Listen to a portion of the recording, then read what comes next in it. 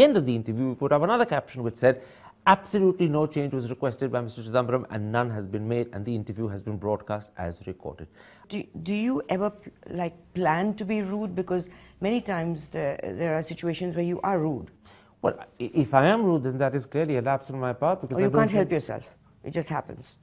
When no. You get really exasperated with someone. No, I think people can always help themselves. I don't think rudeness just happens. It ought not to. Anchors and interviewers should be sufficiently in control of themselves. And if I am rude, then that is clearly a lapse on my part. You had a terrible reputation at one point for interrupting all the time. It was like, Kiran Bedi looks for publicity. Karan Thapar interrupts all the time. And I noticed that you interrupt less, but the reputation continues. People still say, Karan Thapar, rude, keeps interrupting. What? Did you sort of think about that and say, I've got to, or did your mother tell you stop interrupting? Reputations linger for much longer than the reality that they supposedly represent, so I'm not surprised that that reputation lingers. One, I suppose I interrupt less because I've grown older.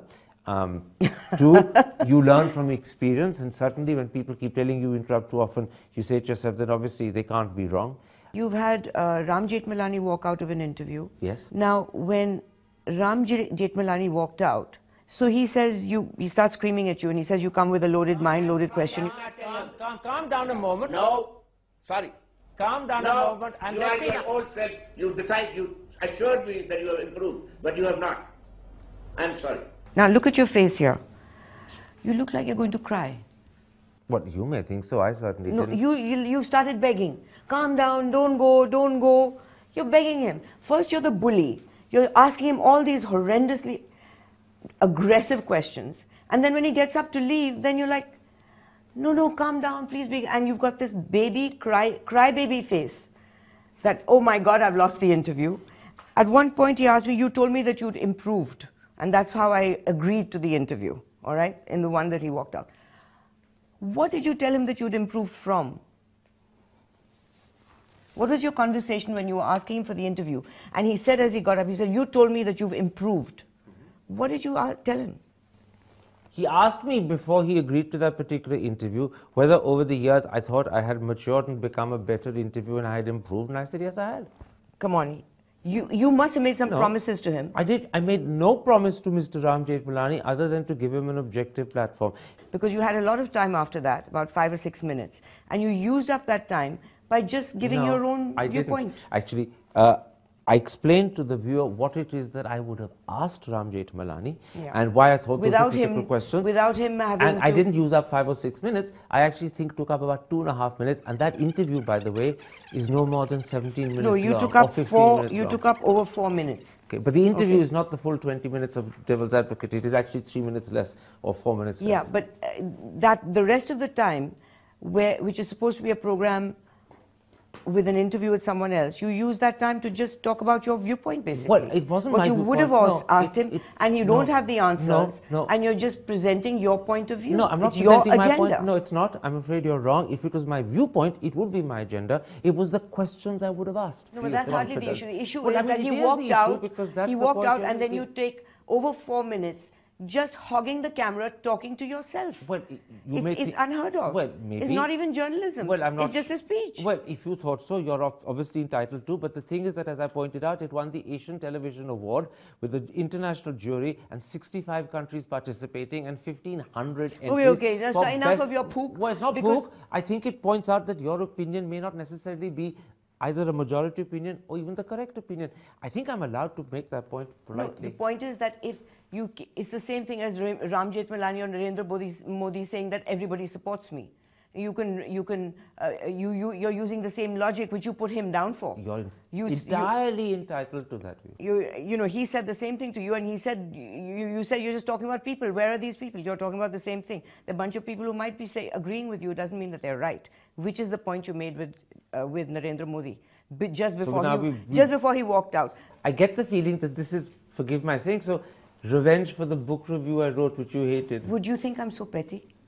No, but you're not letting me finish Not in the least, not in the least. You're not letting me finish any of my answers. I'm doing my interview as is. And if I was going to take revenge in such a petty way, it wouldn't be done like this. Okay. It's just that you won't. I would deal with that issue. You're not letting me. If I was to take revenge, I would bring up that issue. You're not letting me. Where I don't think you'd come across looking good at all. So I'm not even going to bring it up. You're not letting me finish any That answer. because I'm doing a Karan Thapar interview. Okay. But then if you Karan Thapar will always interrupt, and so will I. All right? That's the deal. And I'm surprised that you would stoop so low as to think that I would take revenge on that stupid book review. Come off it. I have more class than that. You were low enough to do something, don't bring me to your level. I would never do that. I ignore it. If I was going to deal with that and take revenge, that would have been my first question. And handled it. It was just a suspicion that came to my mind. Grow up. Watch this. Bit difficult if I haven't grown up already, Madhu. I'm 56. I'm giving you some hope. At this watch stage, this. growing up becomes Shut up and very watch difficult. this. I think I'm condemned to be a perennial child, or a juvenile, or an idiot. Chup, watch. I'll have to rest. Purple water. दोस्ती बनी रहे अपनी दोस्ती बनी रहे I'm happy. You came here, I'm happy, I'm thankful to you. Now look at your face. Again, you look ready to cry. Come on, Karan. Okay. You really look like you're going to cry. Well, Madhu, if you think so, I can't dispute it because... Ask your mom, ask your sister, ask anyone. You look like you're going to cry. So basically, you're a bully. You bully, and then until, like all bullies, when they stand up for themselves, then you're a baby. Okay, then it's boohoo time for you. Well, if that's your view, I obviously not going to disagree. But, you know, I must simply add that you're the very first person who's ever said that I looked as if I was going to cry either in the Jethmalani or the Narendra Modi interview. But if that's what you perceived me to be doing or feeling, how can I dispute it? Your perception is your perception. I can't say you're wrong. Okay, now your interview in 2007 with Ram Jethmalani about his taking up Manu Sharma's case. In that, was there any answer you wanted from him? No. Because you spent, let's see, you told him that he'd betrayed his principles, he had scattered morality and ethics. Has he scattered all morality and ethics to the winds? Ram Jethmalani picks cases to attract attention to himself and to create controversy. It's publicity he's seeking. He's using Manu Sharma to build a career that is flagging. But the manner in which you're defending Manu Sharma, is it moral? I mean, you've fallen from your own highest standards, deliberately spreading lies, you have no conscience. What's the point? You What go do all on and these on. examples illustrate? Were you looking for any answer from the guy, or were you just going to harangue him? Well, if you think I was haranguing him, No, I can't... what do you mean, if I think? Incidentally, the most important thing about the interview you're about to play there, which is the Manu Sharma one, is that it was recorded twice. What you saw and what went on air, and oddly enough, that also won a Nation Television Award for Best Presenter, was the second version. You're so impressed with yourself, Karan. Stop it. Oh, okay, I imagine that you've got me here for some reason that is wildly or thinly connected. You're a journalist and a good one, but you know, there are issues. Thank you for the compliment. There are issues. There are controversial issues. That's why you're here. I'm happily answering them. When we did that interview, it was done in December, in the evening, after the first version, because there was a lot of quarreling going on between us. I said, don't you think we should do it again, because all we've done is shout and overtalk. He said, happily, Karan, happily. So this was the second one? This is the second version. And this is not quarreling? This is absolutely, that's what I'm saying, it's exactly the same. And the other interesting thing is that when the second one ended, he said to me, Are yaar, Hunchad, let's have a drink. And I wrote about that, in fact. He invited me to stay and have a whiskey. I had a quick whiskey with him. He said, hold on. I said, I can't. I'm meant to be meeting my sister at the gym, which is across the road from where you live.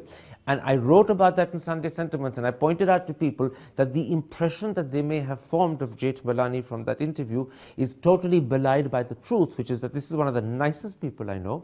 Number two, he did it twice. Number three, he offered me a drink. And number four, he was extremely pally and friendly. There are certain people that people are just nice to, just to be on the safe side. And you're one of them. So don't think that people love you just because of your lovely personality, which is fine. But you're jumping to the wrong conclusion. This. What could be ruder than that? Is this? I don't deny that there were many things that were injudicious and cheeky. Are you a man of character? Well, is this the behavior of a man of character? I will now please don't get into this kind of bullshit. When there's almost the way I'm holding an interview. When there's almost a smile on your face, I'm not sure if it is a smile or not, it's time for me to apologize for the impertinence. And to thank you. So Apologize for the impertinence. Yes, but I'm glad you played that particular bit, because that shows that in fact Karan himself, even in the interview before it ended, was aware that he had crossed a certain line both in tone and content, and apologized for it. And as I said to you, you go after people. No, you can't. You go after people but don't you think in it's such a important? But ruthless, isn't it important that relentless you- is it way, not- regardless of any decency, Madhu, my darling, common courtesy. you're good it is at very imitating clear that Karan. you're You do it writing brilliantly. and doing what you do But on even television, when regardless Karan- of how you but use even people, when- abuse people, needle people, anything to get your article read and program talked about. Is there a Karan there? As Karan says, is there a Karan there who cares at all about all the people he has hurt or damaged? You seem to care little for relationships outside of your own family, and I presume you must have some friends. I know you have one who's a real shark, a barracuda, who I know. Is it all about that? Karan Thapar and I'd be intrigued. is Who's it the- all about who's the Karan real- Thapar and who's his the career? barracuda? Is it about survival and using any means to get ahead? Have you used the British style of being mean to build yourself up, regardless of who you, You know, how many people you trample on? A psychiatrist there would must look be at you. 20 questions Yes, there. of Which course, one do you I'll want me give to you answer? I'll give you a chance. A psychiatrist would possibly look at you and say you're a frustrated, very, very, very frustrated man on any level, on every level. The need to keep beating up on people just to create a show. Well, I love you, there's Madhu. a You're smile on your wonderful. face. You're It is time wonderful. for me to apologize for the wonderful. impertinence, and thank you for the interview. You're wonderful. I love it. You're wonderful. You're wonderful. God bless you.